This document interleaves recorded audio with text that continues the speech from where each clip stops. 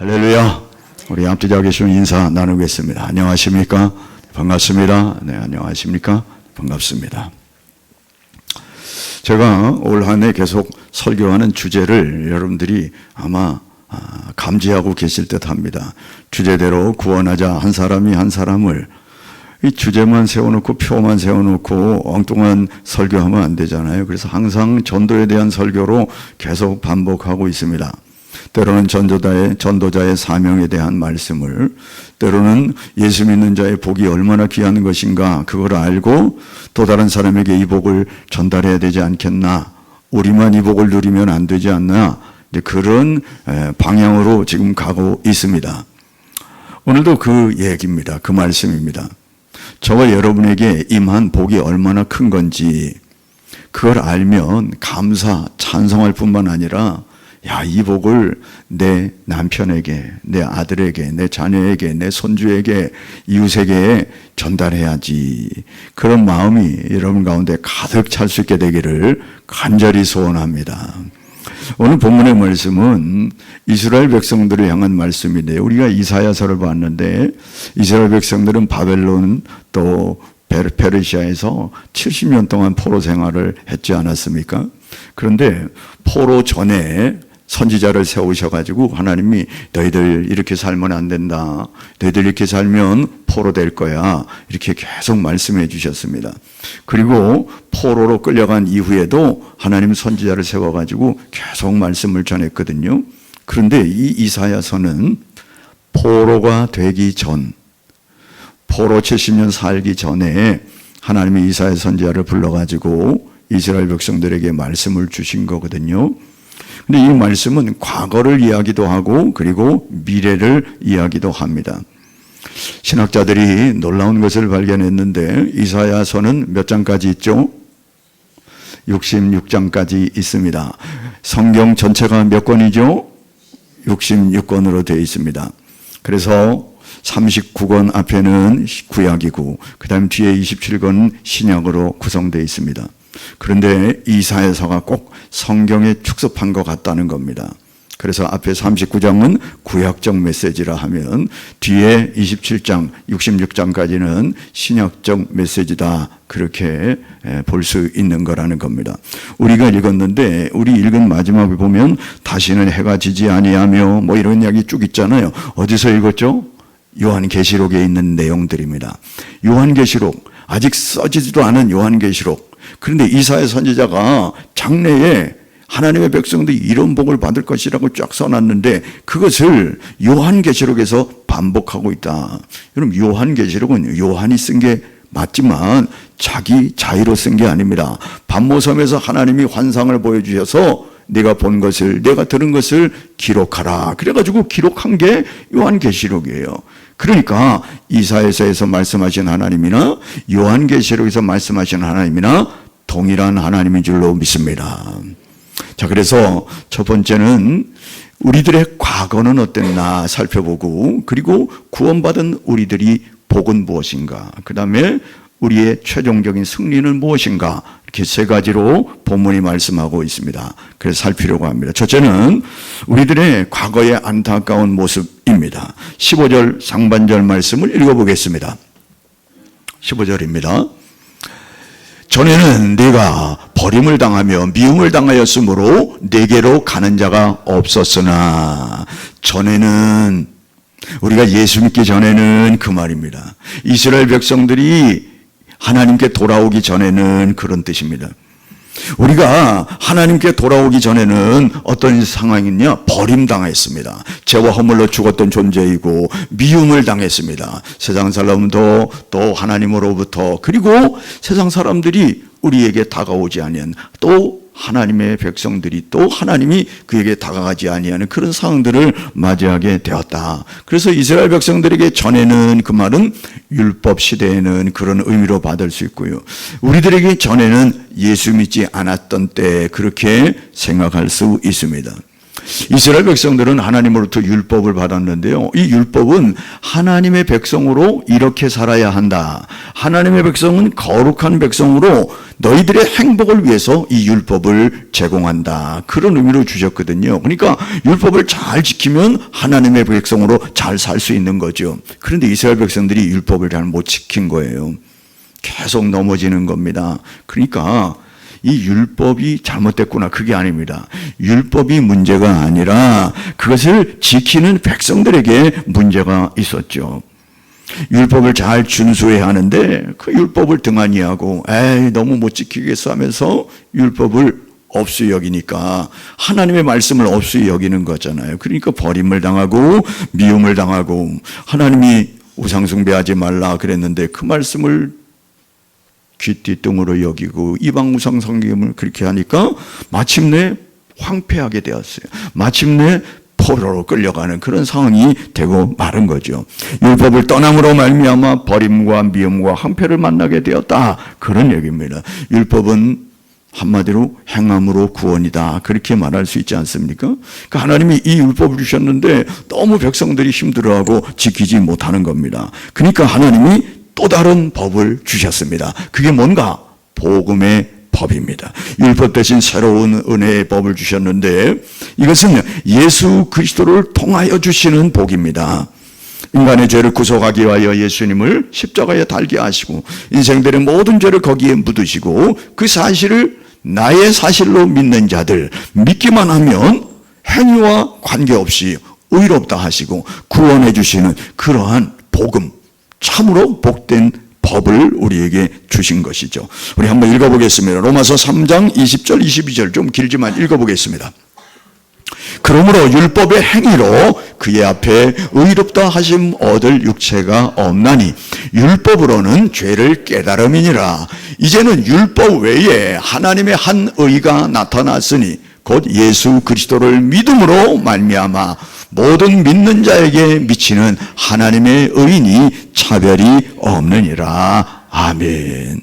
저와 여러분이 감사한 것은 율법 시대에 태어나지 않고 복음 시대에 태어난 거 감사할 수 있게 되기를 바랍니다.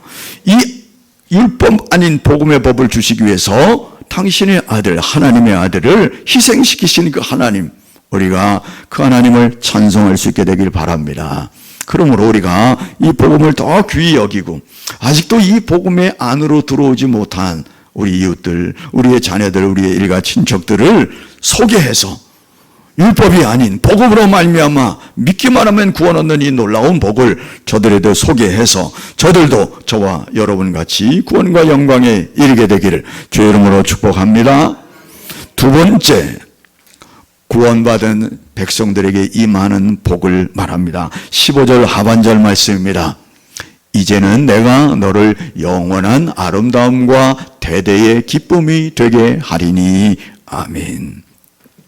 전에는 조금 전에 있었지 않았습니까? 전에는 버림받고 미움받고 황폐하게 되었는데 이제는 내가 누굽니까? 하나님입니다. 너가 누굽니까? 저와 여러분을 말하죠. 하나님께서 이제는 내가 너를 영원한 아름다움과 대대의 기쁨이 되게 하겠다, 그렇게 말씀합니다. 그 말은 저와 여러분이 땅에 떨어졌던 지위를 회복시켜 주시겠다, 그런 말씀도 됩니다. 뿐만 아니라 대대의 기쁨이 되게 하겠다, 그 말은 저와 여러분의 회복을 장기간으로 대대로 이어주겠다고 하는 그 특권도 말씀하고 있는 것이죠. 그렇습니다. 이게 궁극적으로는 예수 그리스도를 구속의 사건을 통해서 성령 하나님으로 말미암아 일하시는 일하심인 거죠. 요한복음 16장 22절 말씀입니다. 지금은 너희가 근심하나 내가 다시 너희를 보리니 너희 마음이 기쁠 것이요 너희 기쁨을 빼앗을 자가 없으리라. 아멘. 예수님이 승천하시기 전에 제자들에게 이야기하는 겁니다. 지금 근심하지, 그러나 내가 다시 너희를 볼 거야. 너희 마음이 기쁠 거야. 너희 기쁨을 빼앗을 자가 없을 거야. 내가 다른 보혜사를 보내기 때문에 그렇다. 자신도 보혜사이지만 그가 또 다른 보혜사 성령님을 보내셔서 너희들에게 기쁨을 회복시켜 줄 거야, 그 말씀을 하시고 우리는 성령 시대에 살고 있는 거죠. 16절 말씀 읽어보겠습니다. 네가 이방 나라들의 젖을 빨며 뭇 왕의 젖을 빨고 나 여호와는 내 구원자 내 구속자 야곱의 전능자인 줄 알리라. 이 말씀은요, 이 젖을 빤다 그 말은 풍요를 만나게 된다 그 말이에요. 누구에게? 이방 나라들의 젖을 빨고 뭇 왕의 젖을 빨고. 이걸 보면서 나 여호와가 하나님이 나의 구원자구나, 하나님이 나의 구속자구나, 하나님의 전능자시구나 라는 걸 알게 되게 될 것이다. 이 말씀은요, 구약적 맥락에서 보면 그렇습니다. 이스라엘 백성들이 포로로 끌려갔잖아요. 이방 나라에 끌려갔잖아요. 그런데 그 안에서 하나님이 이방 나라 왕을 사용합니다. 누구요? 고레스를 사용합니다. 그리고 다리오 왕을 사용합니다. 다 이방 민족의 왕들이에요. 이들이 이스라엘 백성들의 호의를 베풀어 가지고 성전을 새로 짓도록 모든 물자를 다 공급해 주고 그리고 편안히 돌아가도록 이렇게 하는 은혜를 경험하지 않습니까? 그게 구약적 맥락에서 이방 나라들의 젖을 빨며 뭇 왕의 젖을 빨게 될 거다. 이건 상상하지 못하는 일인데 그 일을 경험함으로 말미암아 역시 하나님이 나의 구원자이구나, 역시 하나님이 우리의 구속자이구나, 그걸 알게 될 거다. 뭘? 체험을 통해서. 신약적 맥락에서 보면 그렇습니다. 신약적 맥락에서도요, 복음이 이렇게 확산되어지고 이렇게 널리 전달되어진 것은요, 이방의 덕을 많이 봤습니다. 그게 무슨 말인가? 이방의 당시에 마게도냐나 아가야에서 교회가 세워져 가지고 예루살렘 교회를 돕기도 했습니다. 뿐만 아니라 헬라 문화가 당시에 모든 걸 장악하고 있었기 때문에 신약 성경은 헬라어로 쓰여져 있습니다. 이 헬라어는 코인의 헬라어라고 하는 건데 고급 헬라어가 아닙니다. 시장에서 사용하는 보통 단어로, 보통 언어로 쓰여진 게 신약 성경입니다. 구약에 히브리어로 써있다면 아주 협소하게 그랬을 겁니다. 그런데 이 히브리어가 헬라어로 이렇게 활용되면서 헬라어로 신약 성경이 만인들이 알 수 있도록 그렇게 편의가 제공되었고요. 그리고 로마는 모든 나라를 다스렸지 않습니까? 헬라 다음에 로마가 다스렸는데 로마의 모토가 뭡니까? 모든 길은 로마를 통한다. 지금도 그 로마가 다스렸던 그 지역에 가면, 이탈리아나 이런 데 가면요, 한번 말씀드렸지 않습니까? 그들은 길을 닦았어요. 그래서 마차가 서로 교행할 수 있도록 전쟁에 승리하기 위해서 모든 길을 잘 닦았습니다. 그 길이 흙으로 된 게 아닙니다. 아스팔트 된 게 아닙니다. 전부 대리석 돌을 박아가지고 말이죠.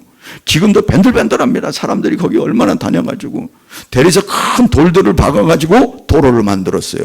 도로를 통해서 마차가 달리고 막 교통이 원활하게 되고 하니까 복음도 함께 실려서 막 그렇게 간 겁니다.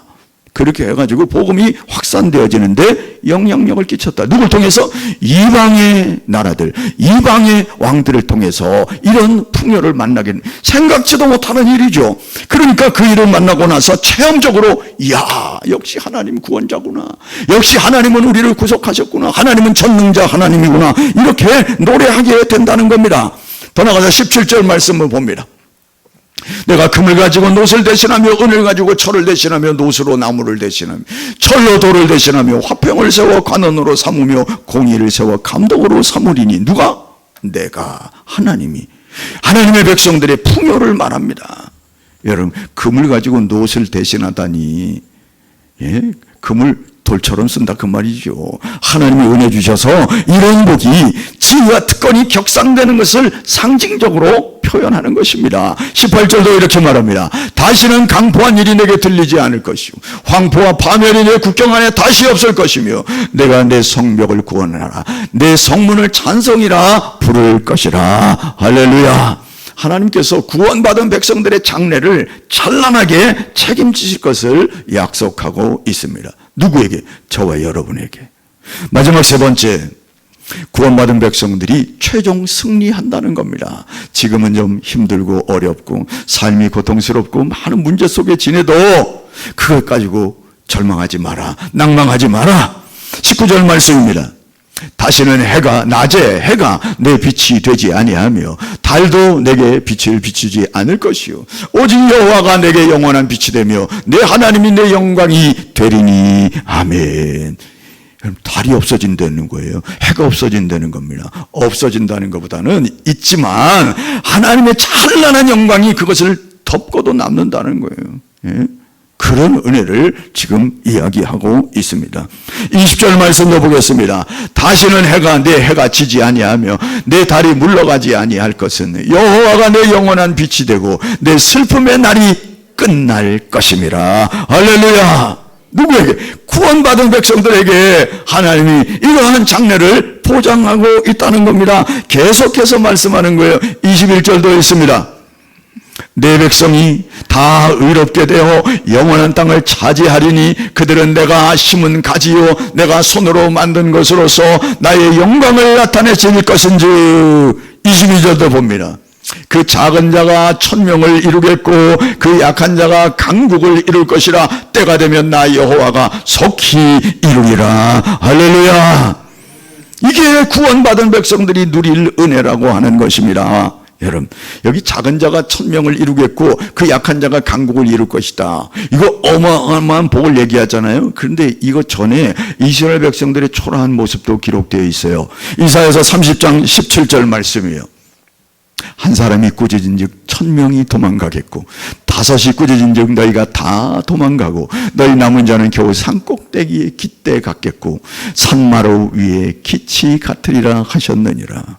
이게 하나님을 떠났을 때의 상태를 말해요. 예수 믿지 않는 상태를 말해요.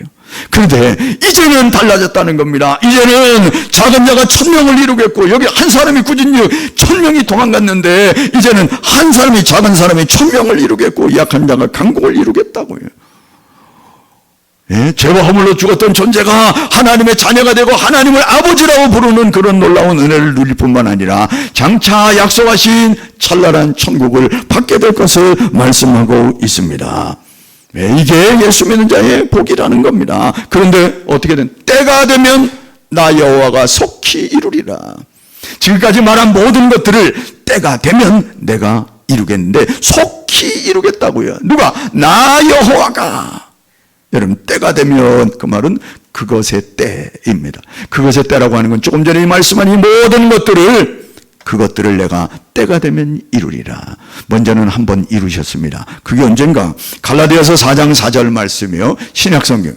때가 참에 하나님이 그 아들을 보내사 여자에게서 나게 하시고 율법 아래 나게 하신 것은 때가 참에. 때가 참에. 이 때가 참에라고 하는 것은요, 무슨 때가 찼을까? 여러 가지로 해석할 수 있겠지만 주님이 오실 때가 찼다는 겁니다. 이 당시에 말이죠, 말라기 선지자 이후로부터 400년 동안 침묵의 시간이 있었습니다. 말씀이 주어지지 않았습니다. 그런데 400년 뒤에 때가 참에 주님이 오셨다는 거죠. 그 때가 찬다는 것은 죄악이 관영한 것도 있지만 백성들이 주님을 사모하는 그 시절도 있었고요. 그리고 조금 전에 말씀드린 대로 복음이 편만하게 펼쳐질 그런 분위기도 조성되어 있었고요. 그때에 때가 참에 주님이 오셨다는 겁니다. 하나님이 아들을 보내셔서 구원의 메시지를 선포하게 되었습니다. 마침내 하나님이 나 여호와가 때가 되매 속히 이루리라. 이 속히라고 하는 것은 가장 신속하게 이룰 것을 말씀하는 것이죠. 아니, 그런데 주님이 2000년이 됐는데 아직도 조용하실까? 왜 조용하다고요? 베드로 사도가 말했습니다. 주께는 1000년이 하루 같고 하루가 1000년 같은 이 한 가지를 잊지 말라. 주의 약속이 어떤 더디다고 말하지만 더딘 것이 아니라 한 사람이라도 더 하나님 앞으로 돌아오도록 하기 위하여 하나님이 길이 참는 중이다 말씀하지 않습니까? 여러분, 아직까지 기회가 있습니다. 아직까지, 오늘까지 기회가 주어지는 겁니다. 더디 오시는 것이 아니라 내 아들을 인도하려고, 내 자녀를 인도하려고, 내 친척을 인도하려고 하나님이 유보하고 있다는 사실을 우리가 기억해요. 그러나 반드시 나 여호와가 속히 이루리라. 여러분, 우리가 긴장감을 가져야 되지 않겠습니까? 주님이 오실 날은 언제인지 모르지만 속히 하신다고 말씀하시니 하나님의 때가 속히인 줄로 믿습니다. 더 중요한 것은 내가 속히 그분 앞에 서게 된다는 거예요. 언제 설지 모릅니다. 제가 오늘 설교 마치고 바로 설지도 모릅니다. 언제 하나님이 나를 부르실지 모릅니다. 10분 뒤에 부를지 아니면 1년 있다 부를지 누가 압니까? 속히 임하기 전에 우리가 이것을 기회인 줄 알고 세상 사람들에게, 아니 나의 자녀들에게, 나의 친척들에게 이 놀라운 복을 증거할 수 있게 되기를 주 이름으로 축복합니다.